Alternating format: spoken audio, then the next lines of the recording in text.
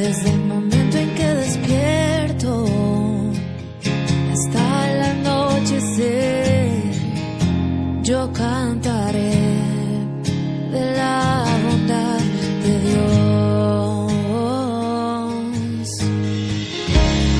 En mi vida ha sido bueno, en mi vida ha sido tan fiel, con mi ser, con cada aliento, yo cantaré de la bondad de Dios. Yo amo tu voz, me has guiado por el fuego, tú cerca estás en la oscuridad. Te conozco como Padre y como amigo fiel, mi vida está en la bondad de Dios. En mi vida ha sido bueno,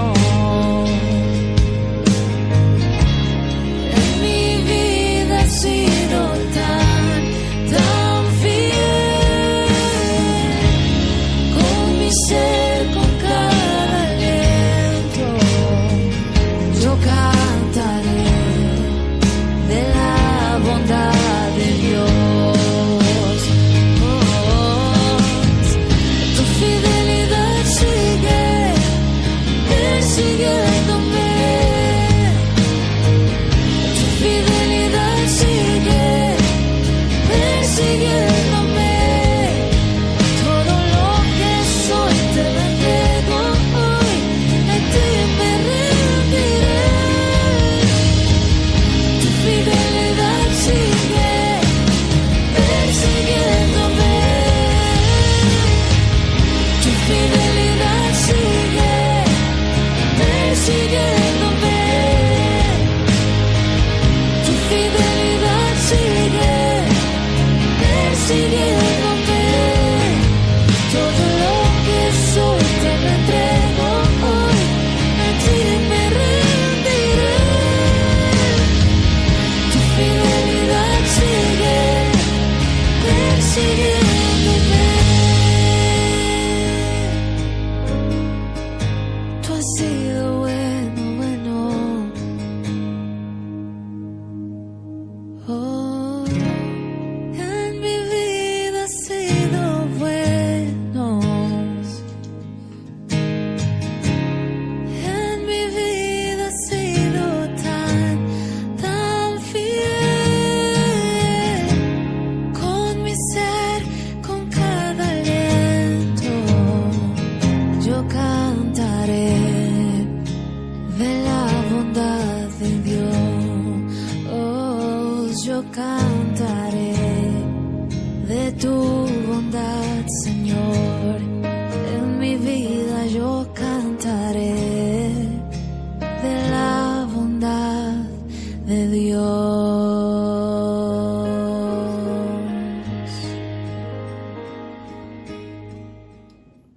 Amados hermanos, qué alegría, qué gozo estar juntos otra vez. Es mi oración más sincera que Dios esté contigo, bendiciéndote, prosperándote y guardándote por el poder que hay en el nombre de nuestro Señor Jesucristo. Te invito a uno de mis pasajes favoritos, Isaías capítulo 6. Es uno de los pasajes que te hace a ti preguntar por qué este no es el primer capítulo, porque habla del llamado de Isaías, por qué no como Jeremías que está en el primer capítulo. Pero vas a descubrir algunas cosas interesantes de este pasaje. Vas a ver cómo Dios promociona promueve a sus siervos y los hace entrar en más de su gracia para que le puedan servir.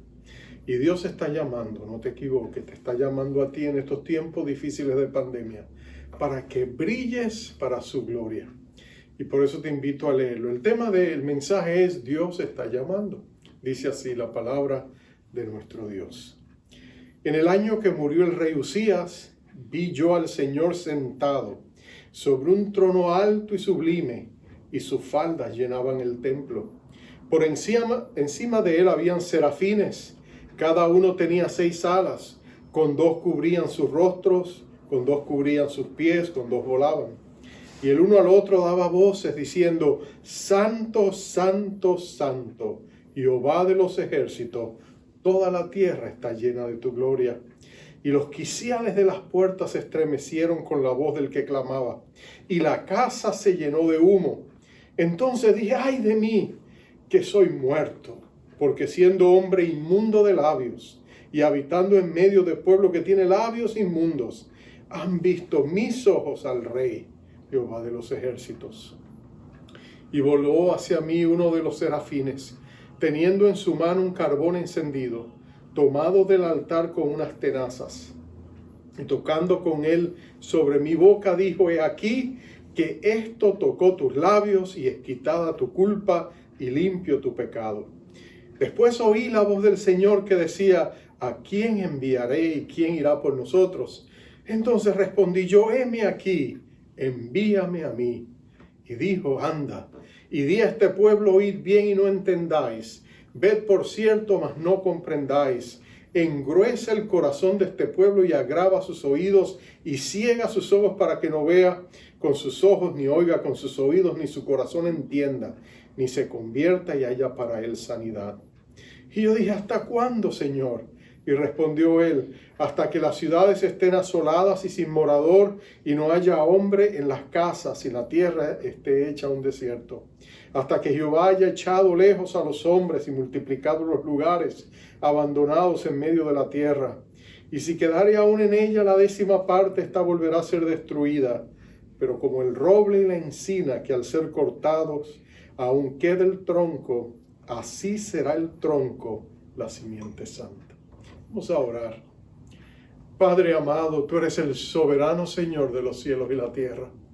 Señor, en estos días de pandemia, cuando el diablo quiere que creamos que tu poder se ha cortado, que el diablo está haciendo lo que quiere y tú estás impotente sin hacer nada, oh Dios, déjanos desechar esas mentiras y déjanos creer la verdad, que tú sigues sentado en tu trono, que tú sigues regiendo con poder, que tú sigues movilizando tus propósitos y tus planes para nuestras vidas y para la vida de tu iglesia, y que estamos seguros y completos en Jesucristo, y que Él está no solamente delante de nosotros guiándonos, Él está a nuestro lado acompañándonos, cumpliendo su infalible promesa de que estaría con nosotros todos los días.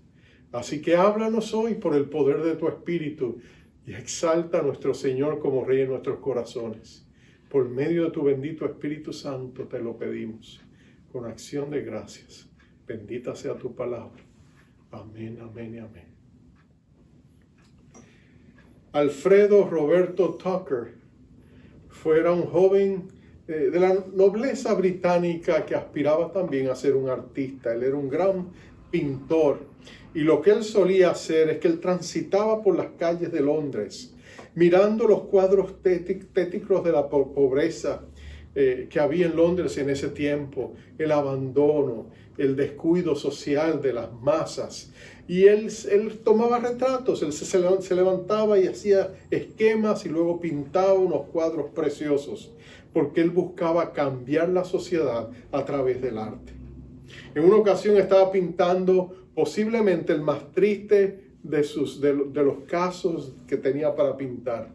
Era una madre pobre que estaba enjutada, estaba la pobre desgastada, pero aún así tenía a su bebé y le estaba dando de lactar en una pequeña esquina de una calle oscura. Y él se sentó, puso su lienzo, empezó a dibujar lo que sería más tarde el cuadro. Pero mientras él le estaba pintando, él escuchó la voz del Espíritu Santo resonar en su corazón, que le dijo con gran claridad: ¿por qué en vez de pintarlos no te vas a salvarlos? ¿Por qué en vez de pintarlos no te vas a salvarlos? Y Alfredo Roberto Tucker recibió esa palabra con gran humildad, la llevó a su corazón. Él tomó sus lienzos, tomó su parafernalia de pintura, tomó todos los artículos que tenía, los puso en su mochila y se fue. Él iría más tarde al seminario, se prepararía para ser un pastor con la iglesia anglicana. Más tarde Dios lo dirigiría para irse de misionero al África, a Uganda. Y allí todavía hoy, aunque sucedió en el 1870 y tanto, pero aún todavía hoy, si tú vas a Uganda, tú vas a encontrar el seminario que lleva su nombre. Vas a encontrar los monumentos que dedicaron a él, porque él tuvo un ministerio impactante, no solamente en Uganda, sino en otras partes del África. Y todo porque él escuchó el llamado de Dios y se dispuso a servirle. Pero quizás tú dices, bueno, pastor, qué lindos son esos llamados a pastores y misioneros, quizás a evangelistas, pero pastor, yo no siento ese llamado. Sin duda que Dios no me está llamando a mí, pero te equivocas. Dios está en el negocio del reino, que es llamar a personas ordinarias para hacer obras extraordinarias. No en sus propias fuerzas, sino por el poder de Dios. Te cuento esta otra historia para que lo veas con más claridad. Era un hombre que era un joven universitario, se llamaba Roberto, Bob le llamaban. Su apellido era Pierce. Bob Pierce era un estudiante en la universidad y era un joven consagrado a Cristo. Y estaba una vez teniendo su devocional en su habitación en la universidad donde estudiaba. Y mientras él estaba allí estudiando y orándole a Dios y leyendo su palabra, él hizo una oración atrevida. Él dijo, Señor, quisiera que quebrantaras mi corazón con las cosas que quebrantan el tuyo. Poco tiempo después se encontró en una situación donde vio una jovencita china, una niña china que estaba en una situación tan triste y tan conmovedora. Y él sacó los últimos $5 que tenía en su bolsillo y se los dio a la mamá y haga algo por ella. Y fue entonces que él comprendió una gran verdad que transformaría su vida y la vida de millones de personas a través de décadas. Él dijo, si yo voy a hacer algo que impacte al mundo con las cosas que quebrantan al corazón de Dios, no lo puedo hacer solo. Yo necesito, porque la necesidad es mundial y necesitamos ayuda mundial y un solo hombre no puede hacerlo. Y así fue como nació ese gran ministerio que se llama Visión Mundial. World Vision en inglés. Empezó en el corazón de un hombre que capturó la visión y la necesidad del mundo, pero más importante aún, capturó la visión de Dios. Y la visión que Dios le dio a este joven para crear este gran ministerio, años más tarde lo expresaría así. Él dijo, y le cito, servimos a todos. Queremos ser en el mundo lo que Jesucristo sería si estuviese en medio de todos sus problemas y necesidades. Eso es, él quería ser lo que Jesucristo sería si él estuviera allí, viendo tanta necesidad alrededor de él. Años más tarde, décadas más tarde, el que fue entonces presidente de Visión Mundial, Stan Moynihan, él descubrió algo que es la esencia del ministerio de Visión Mundial. Él dijo, cuando hablamos del amor a la gente desesperada, no nos escuchan.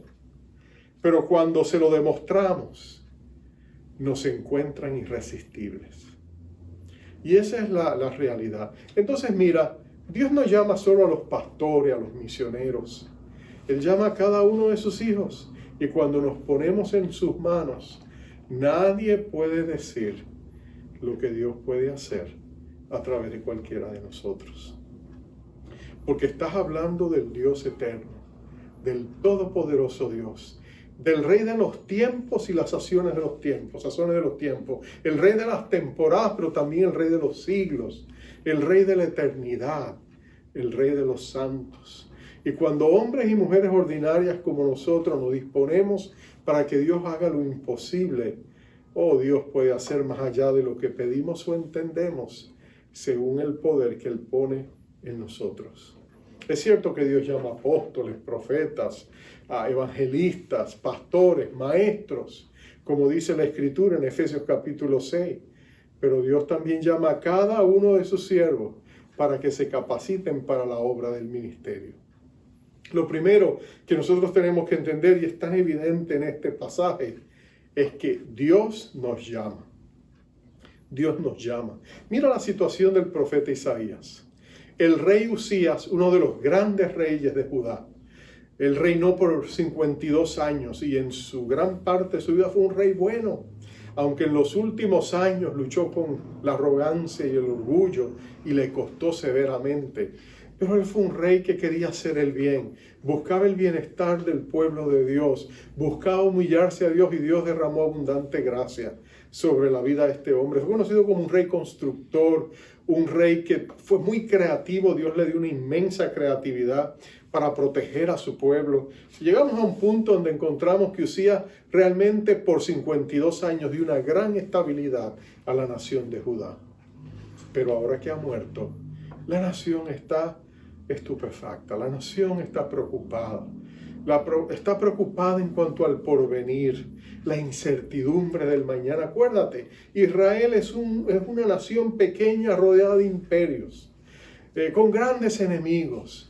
Y cuando un rey de la categoría de Usías desaparece, el pueblo se estremece y se conmueve y dice: Señor, ahora, ¿qué va a pasar? Isaías sin duda también estaba inmerso en ese mar de preocupaciones. Y es entonces cuando a las afueras del templo Dios le da una gran visión. Es una visión tan gloriosa que lo transformaría completamente. Lo primero que él ve es a Dios sentado en un trono alto y sublime. En otras palabras, un trono glorioso. Es un trono tan glorioso que dice que las faldas, al estilo de los reyes orientales que tenían unas vestimentas largas, nota que dice que sus faldas llenaban el templo. En otras palabras, la presencia manifiesta de Dios estaba allí a plenitud en todo ese santo templo. Su presencia lo cubría y lo permeaba todo. Y allí es donde está este glorioso Dios, majestuoso, espléndido, glorioso, denotando el hecho de que aunque Usías había muerto, él seguía sentado en su trono.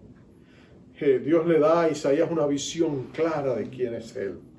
Y eso es sumamente importante, porque cuando Dios nos llama a servirle, tenemos que entender que nuestro supremo llamado es Él.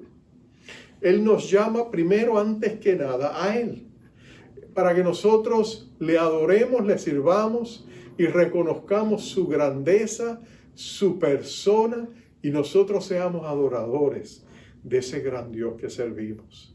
Cuando Jesús llamó a sus discípulos, dice la palabra, que los llamó para que estuviesen con Él y para enviarlos a predicar, nos dice Marcos capítulo 3. El primer llamado de Dios es estar con Él, adorarle. Ese era el llamado primario de todos los reyes, de todos los profetas, de todos los sacerdotes. Dios era prioridad uno. Y después de Dios, realmente los demás eran prioridades, si se puede todavía llamar prioridades secundarias. Pero nota esto, la razón por la que es principal que Dios sea la prioridad es porque es Él quien nos está llamando. Lo que dignifica nuestro servicio a Dios no es exactamente lo que hacemos. Lo que dignifica nuestro servicio a Dios no son nuestras responsabilidades o los privilegios de servirle o nuestra posición o nuestro título. Eso no es lo que dignifica nuestro llamado. Lo que dignifica nuestro llamado es quién nos está llamando. Porque si es para Dios, aún lo que el mundo pensaría que es el llamado más insignificante, cobraría una importancia y un fuste inusitado, porque es para Dios.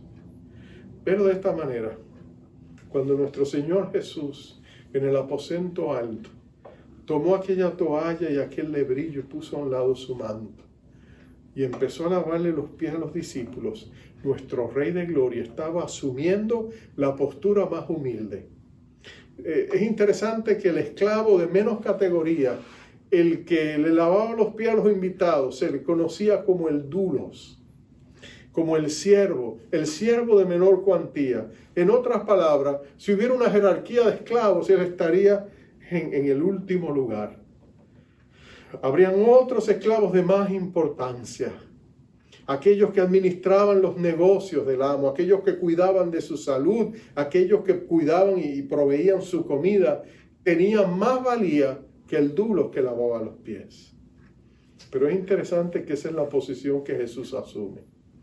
Y le lava los pies a los discípulos. Con razón Pedro le dice: Señor, mis pies no me los toca. Y Jesús les dijo: si no te toco los pies, no tienes parte ni suerte. en mi reino. Y Pedro entonces le dijo, no, Señor, entonces lávame de los pies a la cabeza. Y Jesús le dijo, no es necesario. Ya ustedes han sido lavados con la palabra que yo les he hablado. Pero el punto es este. Nota la humildad de Jesús. Nota la humildad de Jesús. Dios nos llama y su llamado a servir dignifica cualquier cosa que hagamos. Si el Señor nos llama a levantar los papeles del piso, o a lavar el piso, o a lavar el baño, o el toilet, o como tú le quieras llamar, si lo hacemos para la gloria de Dios, es el llamado supremo. Como dijo el Señor Jesús, aun aquel que le da un vaso de agua a un profeta porque él es profeta, también recibirá galardón de profeta. En otras palabras, es el llamado de Dios y a quien servimos lo que hace que nuestro servicio tenga no solamente un valor inmediato, sino tenga un galardón eterno. Servimos al Rey de la eternidad. Nuestro llamado es eterno. Le servimos a Él. Así que Dios está dándole a Isaías una visión de sí mismo, porque lo está llamando para que le sirva a Él. Dios siempre toma la iniciativa. Si tú sientes en tu corazón el deseo de servir, es porque Dios lo está poniendo allí. Es el llamado de Dios. Él está tocando a las puertas de tu corazón y te está diciendo, sírveme. Haz algo por el vecino. Haz algo por tu familia. Haz algo por la comunidad. Haz algo en la iglesia. Donde quiera que el Señor te está llamando a servir y tú lo haces para Él y para su gloria. Déjame decirte, aún el trabajo más humilde cobra un significado altísimo porque es para Dios. El doctor Martin Luther King le solía decir, si tú eres un recogedor de basura y lo haces para la gloria de Dios, tú tienes el ministerio más glorioso de toda la ciudad. Tu ministerio es más importante que el ministerio del gobernador, decía él, porque si él no lo hace para Dios y tú lo haces para Dios, tu trabajo tiene mucho más valor. Lo segundo que tú notas es que no solamente Dios quien nos llama, es Dios quien nos capacita. Una de las excusas por las que a veces no queremos servir en la iglesia es porque nos sentimos incapaces, ¿no es cierto? Yo quisiera servir, pastor, pensamos, pero yo no sé si yo puedo hacer eso. Pastor, yo no sé si yo tengo la capacidad para hacer algo. Pero tú tienes que entender esta profunda verdad que se ha repetido por siglos. Dios no llama a los capaces, Él capacita a los llamados. En otras palabras, Dios llama a las personas y les provee el entrenamiento que necesitan para que les sirvan. Isaías no es la excepción. Isaías era incapaz de servir a Dios. Ahora recuerda, Isaías en este punto ya ha estado sirviendo al Señor de alguna manera. Lo sabemos porque los primeros capítulos muestran cómo Isaías ha estado activo, denunciando el pecado de la nación. Pero nota esto. A pesar de que él era un hombre posiblemente modelo en una nación que estaba corrupta, donde había gran corrupción política, donde había gran corrupción y avaricia en las altas clases, donde había gran opresión en las clases bajas, donde había mucho pecado secreto, escondido detrás de muros de religiosidad. A pesar de todo lo que estaba pasando, él era un hombre modelo, él era un hombre ejemplar, él era un buen hombre, él era un hombre que todo el mundo lo admiraría y ese muchacho Isaías es un hombre noble, es un hombre bueno, es un hombre que teme a Dios, es un hombre piadoso, dirían los judíos. Pero aún así, él necesitaba que Dios lo capacitara. Allí en el trono, delante de Dios, hay unas criaturas hermosísimas, que es la primera vez que se nos presentan en la Escritura. Se llaman serafines, que quiere decir los que arden, los ardientes, o los seres de la llama, o las criaturas del fuego. En otras palabras, tienen todo que ver con la santidad de Dios. Porque cuando se habla de la santidad de Dios, el fuego es el símbolo preeminente en la Escritura para hablar de la santidad de Dios. Y aquí están estas criaturas que tienen 6 alas, con 2 se cubren los ojos, en humilde y modesta, al estar en la presencia de Dios muestran su modestia.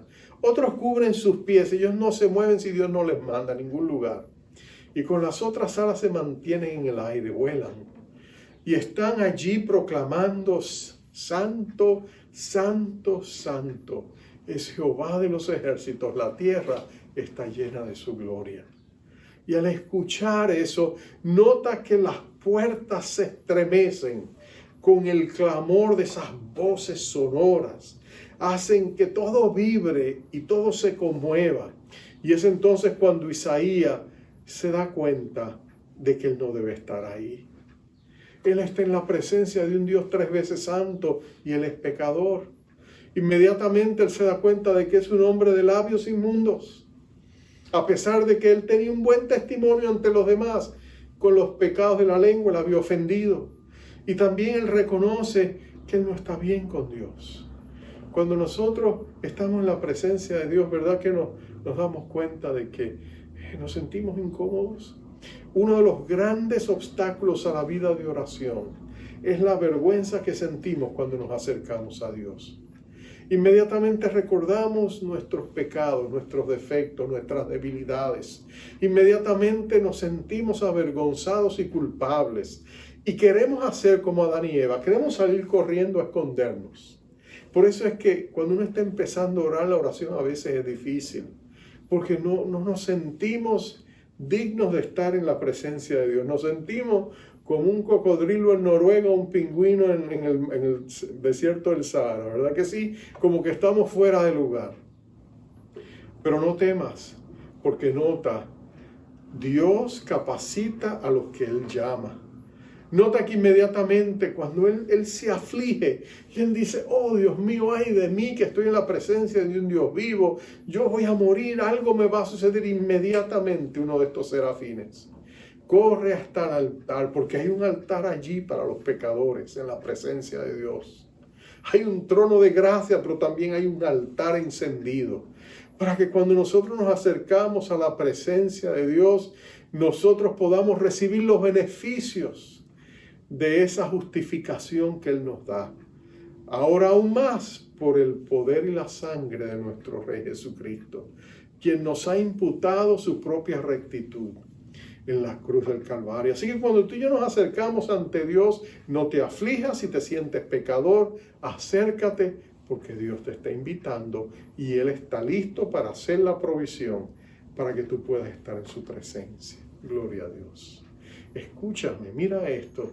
Si el presidente de Estados Unidos te invitara y te dijera: mira, tienes una invitación para cenar en la Casa Blanca o en el palacio residencial del presidente de tu país, si está fuera de Estados Unidos, y tú tuvieras ese gran privilegio, y lo único que te diría es, eso sí, vaya presentable, vístase formalmente.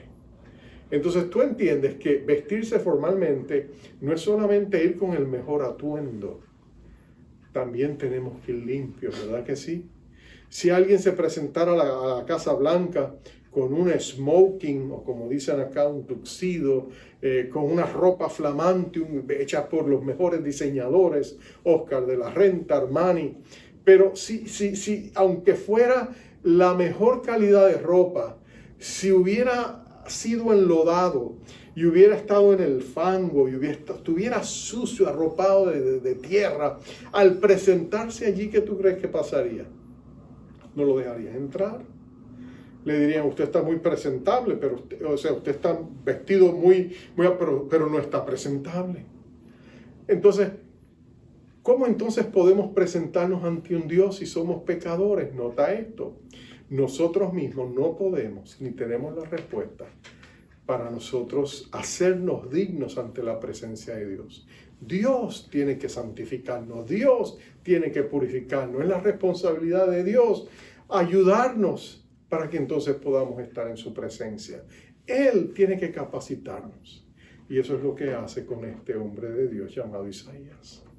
Aquel carbón encendido, en el hebreo dice una piedra caliente, salida del altar, toca sus labios. Nota que no dice que le daña los labios. Suficiente con que lo toque, e inmediatamente el serafín le dice esas palabras. Le dice: mira, aquí Esto tocó tus labios y es quitada tu culpa y limpio tu pecado.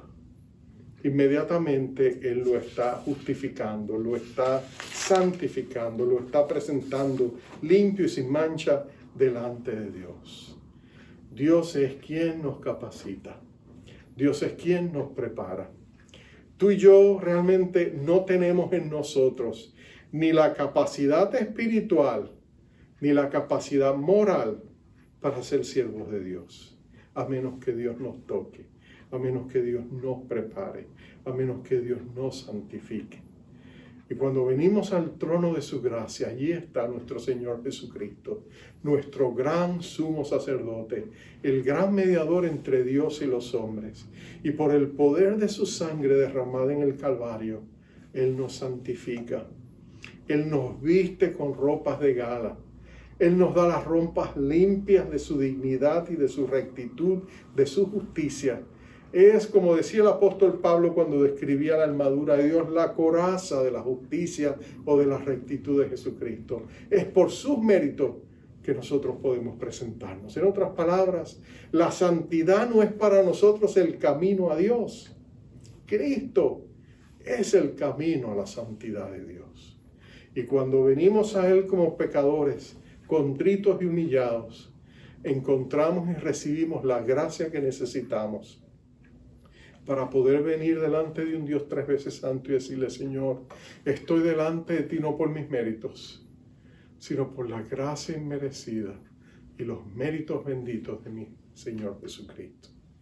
Y el Padre te recibe porque Él es fiel y justo para perdonarnos y limpiarnos de toda maldad. Porque Él es fiel y justo, porque Él honra la sangre de su Hijo, porque Él la reconoce, porque Él sabe que la sangre de Cristo sí es digna, sí es suficiente, sí pagó el precio que el oro y la plata no podían pagar. Entonces tú y yo podemos ir y Dios nos recibe con sus brazos abiertos. El Espíritu Santo, el Espíritu de santidad obra en nosotros, cambia nuestros corazones, nos da corazones de carnes, receptivos a Dios. Por eso nadie será fuerte en sus propias fuerzas, pero aún el más débil puede decir: fuerte soy, por la gracia y el poder de Dios. Así que allí está Isaías. Tan pronto ese carbón encendido toca sus labios, algo es transformado interiormente en él. Él ahora se siente diferente. Él se siente que ha sido cambiado. Ahora él siente que él pertenece a ese círculo divino, porque Dios ha tenido misericordia y lo ha capacitado. Recuerda, Dios nos llama, pero Dios también nos capacita. Pero terminamos con esto. El Dios que nos llama y nos capacita también es el mismo Dios que nos asigna, nos da asignación. Y ahí encontramos Isaías. Isaías recibe una asignación de parte de Dios. Dios dice: ¿quién irá por nosotros? ¿A quién enviaremos? Es como si el Padre estuviera hablando con el Señor Jesucristo y el Espíritu Santo, en ese círculo perfecto trinitario, en esa comunidad preciosa del Padre, el Hijo y el Espíritu, en esa unidad esencial y perfecta. Él hace esta pregunta casi retórica, pero en realidad es una invitación para que Isaías, que ahora ha sido capacitado, tenga el valor y la valentía de decir, no en su propia fuerza, sino en lo que ha recibido de Dios: heme aquí, yo iré. Y eso es precisamente lo que Isaías hace. Isaías es otro hombre. Su corazón está lleno de gratitud por todo lo que Dios ha hecho por él. Así que él no va a perder la oportunidad. Él reconoce que él no es perfecto, pero él ha sido tocado por la gracia de Dios. Él reconoce que él no tiene todas las respuestas o todas las capacidades o todos los dones, pero él dice: el Dios que me ha capacitado me puede usar. Y él se anima a pesar de sí mismo. O él sabe que él no es perfecto, pero él está disponible. Y eso es lo que cuenta con Dios. Nosotros somos en cierta medida como clavos torcidos. Jesús, el gran carpintero de Nazaret, yo me imagino que él sabía qué hacer con los clavos torcidos. Yo tengo un amado hermano en nuestra iglesia, se llama Juan, él fue carpintero por muchos años. Recuerdo que lo vi trabajar en varias ocasiones en mi casa y en otros lugares. Y él se andaba con un cubo de clavos. Y yo le decía, Juan, ¿qué tú haces con todo ese montón de clavos? Y le decía, pastor, es que a veces cuando estoy martillando de vez en cuando, se me tuerce un clavo y para no perder el tiempo lo echo en el cubo y saco otro y termino la tarea. Pero cuando estoy en mi casa y tengo tiempo, y no tengo nada que hacer, me siento al lado de ese cubo y empiezo a enderezar esos clavos. Porque, pastor, son valiosos, cuestan y se pueden volver a usar, son útiles, solo hay que enderezarlos. Y yo me imagino a Jesús, el gran carpintero de Nazaret. Yo me imagino que él también, para él los clavos eran valiosos. No se compraban en ferreterías. Seguramente que él tenía que componerlos o si lo conseguía, si se torcían, tenía que enderezarlos porque eran valiosos.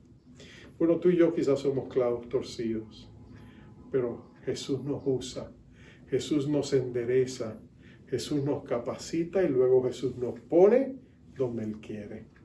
Él asignó a Isaías, le dio un llamado, le dijo, Isaías, ve, y le dio una asignación difícil, complicada. Fue una asignación que quizás ni tú y yo no la quisiéramos recibir. Pero esto es lo precioso del Señor, que Él nos da a cada uno la asignación que mejor conviene y converge con los dones, los talentos y el llamado que nos ha dado. Así que Él le llamó y lo envió a su nación. Fue un ministerio difícil porque Dios le dijo, el pueblo, su corazón se ha apartado tan lejos de mí, que no importa lo que yo le diga, ellos no responden. No importa cómo yo les llame, ellos no responden. Ese pueblo me alaba con los labios, su corazón está lejos de mí. Y por eso, aunque tú prediques y hagas lo que vayas a hacer, ellos no van a ver, no van a oír, no se van a convertir, no recibirán la sanidad, porque su pecado les ha llevado a un punto donde no hay regreso. Y esta generación va a pagar el precio del pecado que han escogido hacer. Pero nota la nota de esperanza. Es que Dios es grande. Mira, Dios le dice, aunque yo castigue a este pueblo que ha pecado tanto contra mí y he tenido la paciencia de trabajar con ellos por 200 años y todavía no se arrepienten. Pero escucha esto, yo voy a dejar un remanente. Como cuando se corta un tronco, se corta un árbol, voy a dejar que el tronco renazca. Voy a dejar que la simiente santa se vuelva a levantar. Voy a permitir que como el roble y la encina después de cortados puedan volver a florecer. Esa es la gracia de un Dios que no se rinde.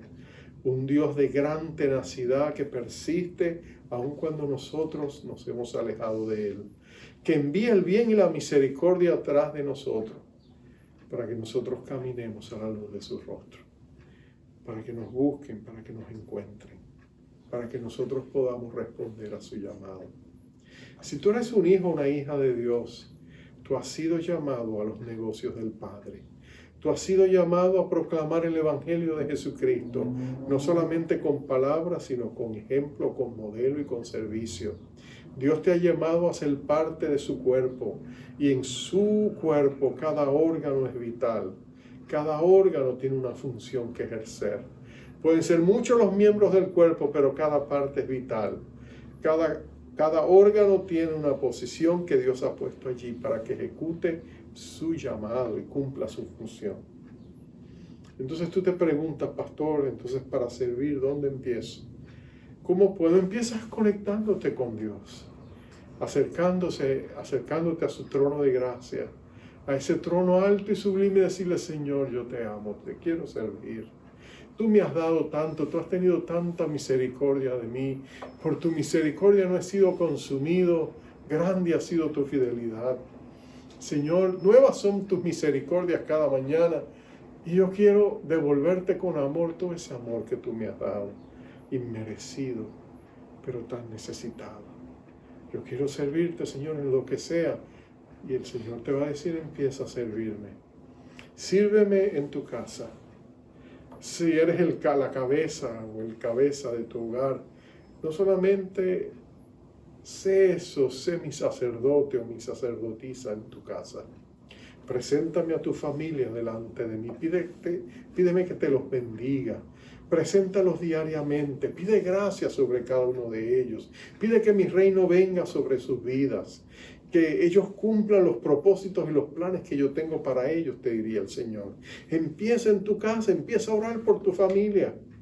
Sé luz en tu casa. Y después no te quedes ahí. Mira en tu trabajo a quién puedes tocar. ¿A quién vas a servir? ¿Cómo le vas a servir? ¿Cómo vas a mostrar la bondad del reino a las personas que te rodean? Sí, pastor, pero usted no conoce con la gente que yo trabajo. Oh, ellos son posiblemente los más necesitados de la gracia de Dios. Y tú estás allí para brillar, para mostrarles el amor de Jesucristo. El amor inmerecido que lo llevó a una cruz, al Santo de Dios. El que no lo merecía murió por ti, por mí. Entonces sirve a estas personas. Muéstrale el amor de Cristo. Planta semillas de luz y de verdad en sus vidas. Déjales saber que Dios les ama. Y deja que Dios haga germinar esas semillas. Sírveles. Muéstrales el amor de Cristo. ¿Y qué de la comunidad? ¿Qué con tus vecinos? Muéstrales el amor de Cristo también. Que de la iglesia, sirve, por supuesto, en la iglesia. Lo importante es que tú sepas que de aquí en adelante, tú eres un instrumento en las manos de Dios. Tú eres un instrumento que Dios quiere usar. Recuerdo la historia que me contó un hermano hace un tiempo atrás, que él iba manejando por el carro con su camión o su van, creo que era. Y de pronto vio un joven que estaba sentado en una estación de estos lugares donde se esperan que vengan los buses, y el joven no se veía bien, se veía que estaba mal, se veía que estaba medio borracho, ebriado. Y dice que él siguió de largo, pero después sintió que Dios le dijo, no, ve a ver qué pasa con ese muchacho. Cuando él se detuvo y se puso a hablar con él, terminaron hablando y el joven le confesó que él había sido cristiano y se había apartado de Dios. Y este joven le mostró misericordia. Y este chico respondió. Eso es el amor de Jesucristo, eso es servir al Señor. Y Dios te llama para que cada día seas su embajador, cada día seas su representante, cada día el mundo sepa que tú has estado con Jesús, como se decía de los apóstoles, que tú eres diferente, que el amor de Dios brilla en ti, que tú eres luz del mundo y sal de la tierra. Ese es el llamado de Dios. Para eso el Señor te ha llamado. Y si tú respondes a ese llamado como Isaías, tú le puedes decir al Señor, Señor, esto es para mí, Señor, heme aquí, envíame a mí. Y el Señor lo va a hacer. No solo para pastores y misioneros es el llamado, sino para cada hijo e hija de Dios. Dios tiene una función para ti. Dios tiene buenas obras que ha preparado de antemano para que tú andes en ellas. Eso lo ha hecho la gracia de Dios.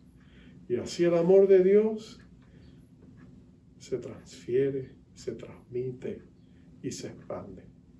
En estos tiempos difíciles que nos ha tocado vivir, es cuando más la iglesia tiene que ser la iglesia, el cuerpo de Cristo. Como decía el hermano Peirce, ser Jesucristo, lo que Jesucristo sería en los tiempos que estamos viviendo. No hablar solamente del amor de Dios, mostrarlo. Y eso nos hará irresistibles. Vamos a orar.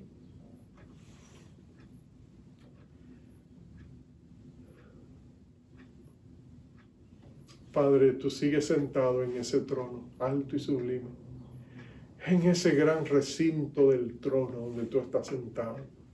Oh, Señor, es inmenso, es inmenso. En Apocalipsis 7 se presenta esa gran multitud que ningún hombre podía contar y estaban allí delante de tu trono exaltado. Y las 4 criaturas estaban contigo, los 24 ancianos. ¿Sí? Tiene que ser un lugar espectacular, inmenso, Señor, allí estás tú. Oh Dios, qué bueno es poder acercarnos a ese mismo trono y escuchar la voz de tu Espíritu que nos llama. y que nos dice: hijo e hija amada, tienes que servirme. Yo te he llamado para que me sirvas. Yo te he dado dones y talentos para que me sirvas. Yo te he dado dones espirituales para que me sirvas. Yo he puesto mi amor en ti para que lo compartas. Y qué bueno es escuchar tu voz, oh Dios. Y saber de que hombres imperfectos y mujeres imperfectas, como nosotros y nuestros amados, aún podemos responder a ese gran llamado y decir: aquí estamos, Señor. Queremos servirte. Perdónanos si hemos descuidado nuestro llamado. Perdónanos si en medio de esta pandemia nuestro corazón se ha enfriado. Perdónanos, Señor, si nos hemos desanimado, si nos hemos azorado, si el temor ha cundido en nuestros corazones, si nos hemos hecho egoístas. Perdónanos, Señor. Pero danos ese sentir que también había en Cristo nuestro Señor, que aún siendo en forma de Dios, no se retuvo a esta verdad, sino que Él, poniéndola a un lado y despojándose, Él vino y sirvió como un humilde dulos, como un siervo de Dios, como Pablo también se llamaba cuando decía: Pablo, siervo de Jesucristo por la voluntad de Dios.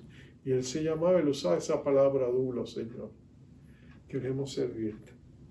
Nuestro primer llamado eres tú. Ayúdanos a servirte. Y no importa lo humilde de la tarea, ayúdanos a hacerla de todo corazón como para Dios y no para los hombres, porque es de ti que recibiremos nuestro galardón. Y Señor, activa nuestro llamado, activa nuestro llamado, activa nuestro llamado, para que el mundo en tinieblas vea resplandecer la luz de Cristo y reciban la salvación que necesitan. Te pedimos esto en esta hora, en el nombre poderoso de nuestro Rey Jesús. Amén, amén y amén. Amados, te envío con la bendición acostumbrada y recuerda esto: no dejes que este mensaje te pase de largo. Captúralo, actívalo. Es hora de servir. Sirve al Señor. Ponte en sus manos. Sé una bendición. Bendice. Te envío con la bendición. Jehová te bendiga. Jehová te guarde. Jehová haga resplandecer su rostro sobre ti, tenga de ti misericordia. Jehová alce sobre ti su rostro y ponga en ti paz. Dios te bendiga más. La mies es mucha, hay gran necesidad y pocos obreros al campo van.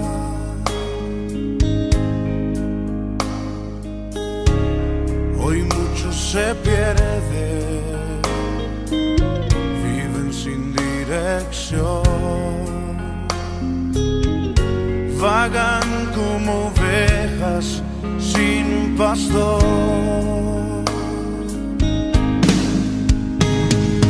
Heme aquí, envíame a mí.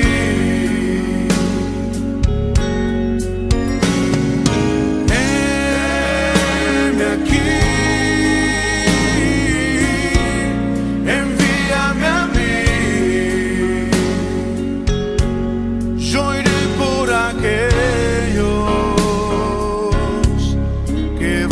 Sin ti,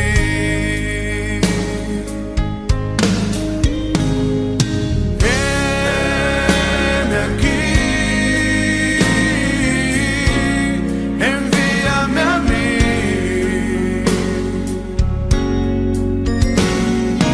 Heme aquí, envíame a mí. Yo iré por aquellos que vagan sin ti.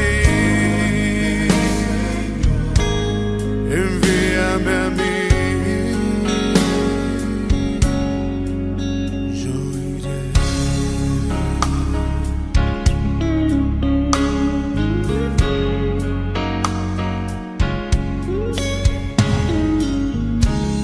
La mies es mucha,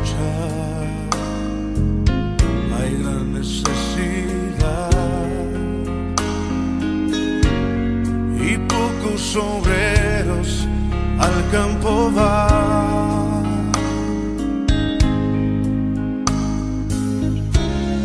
Hoy muchos se pierden, viven sin dirección, vagan como ovejas sin pastor.